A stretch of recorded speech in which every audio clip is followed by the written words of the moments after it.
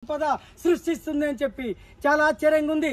అంటే పెట్టుబడి పెడితే సంపద వచ్చేస్తుంది, అంటే కార్మికుల ఉద్యోగుల శ్రమశక్తి అవసరం లేదు అన్నట్టుగా మాట్లాడింది. అంతేకాదు ఇవాళ మొత్తం కూడా లేబర్ కోడ్స్లో కార్మిక వర్గాన్ని చాలా తిరస్కరించే రీతిలో, ఉద్యోగ వర్గాన్ని తిరస్కరించే రీతిలో, వాళ్ళ హక్కుల్ని తిరస్కరించే రీతిలో ఇవాళ మొత్తం కూడా 4 లేబర్ కోడ్స్లో ఉన్నాయి. ఇది మొత్తం కూడా మన జీవించే హక్కుకు హానికరంగా ఉంది. భారత రాజ్యాంగంలో పొందుపరచబడ్డటువంటి 21వ ఆర్టికల్ జీవించే హక్కుని గ్యారంటీ చేసింది.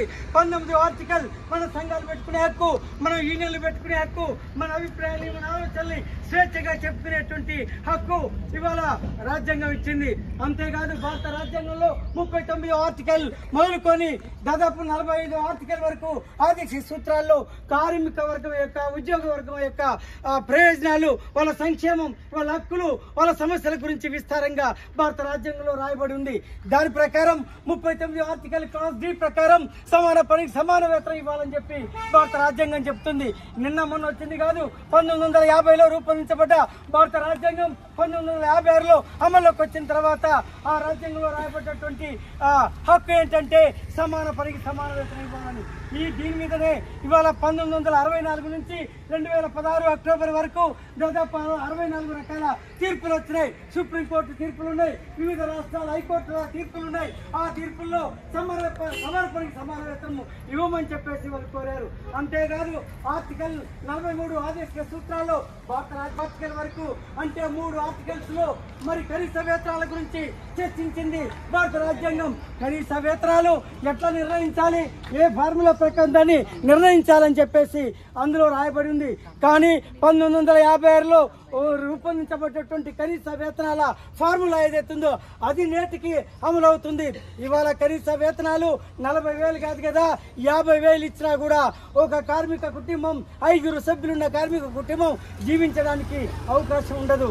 అంటే ధరలు ఆ రకంగా పెరుగుతున్నాయి, భౌతిక అవసరాలు ఆ రకంగా పెరుగుతున్నాయి, విద్యా వైద్యం యొక్క అవసరాలు ఆ రకంగా పెరుగుతున్నాయి. ధరలు ఏ రకంగా పెరుగుతున్నాయి మీ అందరికీ తెలుసు. అందుకనే కనీస వేతనాలు అడిగే హక్కు లేకుండా, సమాన పనికి సమాన వేతనం అడిగే హక్కు లేకుండా, ఉద్యోగ భద్రత గురించి అడిగే హక్కు లేకుండా, ఇవాళ సామాజిక భద్రతలో భాగంగా సాంఘిక పరమైనటువంటి హక్కు ఏదైతే ఉందో ఈఎస్ఐ, పిఎఫ్ లాంటి సౌకర్యాలు ఇవాళ మహిళలకు సంబంధించి మీరు చదవండి. లేబర్ కోడ్స్ లో ఇవాళ నైట్ డ్యూటీలు కూడా మహిళలు చేయాలనేటువంటిది. వాళ్ళకి పని స్థలాల్లో రక్షణ లేదు. ఇవాళ మొత్తం కూడా ఏదైనా ప్రమాదం జరిగితే కూడా ఇటు యాజమాన్యాలు పట్టించుకోవు, ప్రభుత్వం కూడా పట్టించుకోదు. ఉన్న చట్టాలు ఇవన్నీ కూడా లేబర్ కోడ్స్ కావచ్చు, లేబర్ డిపార్ట్మెంట్లు కావచ్చు, ఇవన్నీ కూడా అలంకారప్రాయంగా తయారై ఉన్నాయి. అందువల్ల ఈ లేబర్ కోడ్స్ ఈ మొత్తం కూడా ఇప్పటిదాకా మనం ఏ సమస్యలు అయితే ఎదుర్కొంటున్నామో ఆ సమస్యల్ని పరిష్కరించకుండా వాటిని తిరస్కరించే రీతిలో ఇవాళ చట్టబద్ధమైన హక్కులు యాజమాన్యాలకి, పెట్టుబడిదారులకి, ఇవాళ పాలకులకి సంక్రమించే విధంగా ఈ లేబర్ కోడ్స్ రూపొందించబడ్డాయి. ఇవాళ లేబర్ కోడ్స్ ఇవాళ మనకు ఉరితాలుగా మారబోతున్నాయి.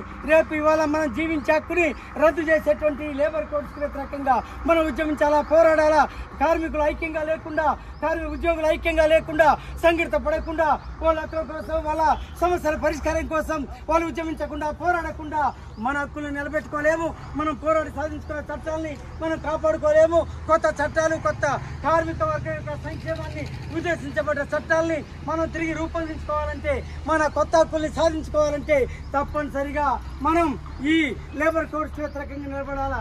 మీ అందరికీ తెలుసు ఇవాళ కొన్ని చట్టాలు మనకు అనుకూలంగా ఉన్నా కూడా ఆ చట్టాలు ఉన్నప్పటికీ ఇవాళ మన దగ్గర వేతనాల ఒప్పందం ఎంత ఇబ్బందికరంగా ఉందో మీరు ఆలోచించండి.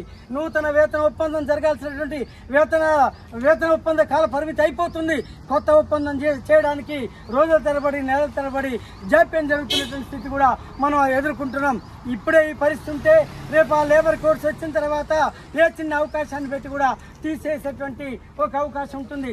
అంటే ప్రధానంగా లేబర్ కోడ్స్ వల్ల మన ఉద్యోగ భద్రతకి, మన ఉపాధి భద్రతకి అవకాశం ఉండదు.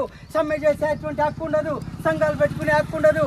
అదేవిధంగా ఇవాళ మన ఏదైతే మన వేతనాల గురించి, మన ప్రమోషన్స్ గురించి, మన సర్వీస్ కండిషన్స్ గురించి అడగాలని మనం భావిస్తామో దానికి కూడా అవకాశం లేకుండా ఇవాళ లేబర్ కోడ్స్లో అవన్నీ రూపొందించబడ్డాయి. ఇది అత్యంత ప్రమాదకరమైంది. ఈ ప్రమాదకరమైన ఈ 4 లేబర్ కోడ్స్కి వ్యతిరేకంగా పెద్ద ఎత్తున ఉద్యమించాల్సినటువంటి అవసరం ఉంది. ఇవాళ దేశవ్యాప్తంగా IFTU మొత్తం అన్ని రాష్ట్రాలకు పిలుపునిచ్చింది. ఇవాళ దేశవ్యాప్తంగా అన్ని రాష్ట్రాల్లో IFTU శ్రేణులు నిరసన కార్యక్రమాలు నిర్వహిస్తున్నారు. ఇవాళ తెలంగాణ రాష్ట్రంలో కూడా అన్ని జిల్లాల్లో మొత్తం వర్క్ ప్లేసుల్లో ఎక్కడైతే కార్మికులు ఉద్యోగులు పనిచేస్తున్నారో ఆ పని స్థలాల్లోనే నిరసన కార్యక్రమాలు వ్యక్తం అవుతున్నాయి. అందువల్ల మనం రానున్న కాలంలో కూడా ఈ 4 లేబర్ కోడ్స్ రద్దుకు వ్యతిరేకంగా ఒక బలమైనటువంటి సమరశీలమైనటువంటి మిలిటెంట్ కార్మికోద్యమ నిర్మాణానికి పూనుకోవాల్సినటువంటి అవసరం ఉంది. ఆ వైపుగా మీరందరూ ఆలోచిస్తారని, IFTU ఇచ్చేటువంటి కార్యక్రమాల్లో మీరందరూ భాగస్వామ్యం అవుతారని, రేపు 26వ తారీఖున ఇందిరా పార్క్ దగ్గర భారీ ఎత్తున ఒక IFTUతో పాటు ఇతర కార్మిక సంఘాలు కూడా కలిసి వస్తున్నాయి. అన్ని కార్మిక సంఘాల ఆధ్వర్యంలో భారీ ఎత్తున ఇందిరా పార్క్ దగ్గర ఈ 4 లేబర్ కోడ్స్ రద్దు చేయాలని చెప్పి, కనీస వేతనాలు అమలు చేయాలని చెప్పి, అదేవిధంగా సమాన పని సమాన వేతనం ఇవ్వాలని చెప్పి, ఇవాళ ఉద్యోగ భద్రతకి తగిన రక్షణలు కల్పించాలని చెప్పి, పని స్థలాల్లో స్త్రీలకి మరి అదేవిధంగా పురుషులకి మరి రక్షణ చర్యలు తీసుకోవాలని చెప్పి మనం డిమాండ్ చేస్తూ ఆ డిమాండ్ల మీద రేపు 26వ తారీఖున ఇందిరా పార్క్ దగ్గర కూడా ఈ ధర్నా కార్యక్రమం ఉంది. దాన్ని కూడా మీరు జయప్రదం చేయాలని చెప్పి కోరుకుంటూ, మీరు ఈ కార్యక్రమంలో పాల్గొన్నందుకు IFTU రాష్ట్ర కమిటీ పిలుపులో మీరు పాల్గొని విజయవంతం చేసినందుకు మీ యూనియన్కి, మీ యూనియన్లో ఉన్న మీ సభ్యులందరికీ IFTU రాష్ట్ర కమిటీ తరఫున అభినందనలు తెలియజేస్తూ ముగిస్తుంది.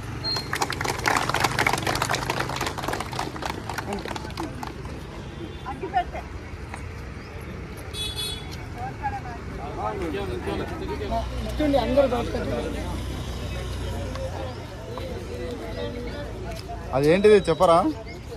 ఏవైతే మోడీ గారు ఏర్పాటు చేసిన చట్టాలు ఉన్నాయో ఆ చట్టాలకు సంబంధించిన ప్రతులు రద్దు చేయండి 4 లేబర్ కోళ్లను.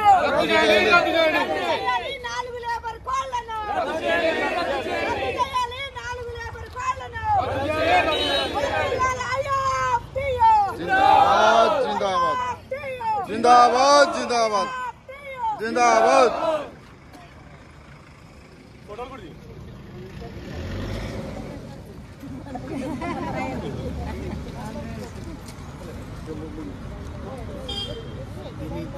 జయప్రదం చేసినందుకు మీ అందరికీ కూడా హృదయపూర్వకంగా కృతజ్ఞతలు తెలియజేస్తున్నాను. పేరు పేరున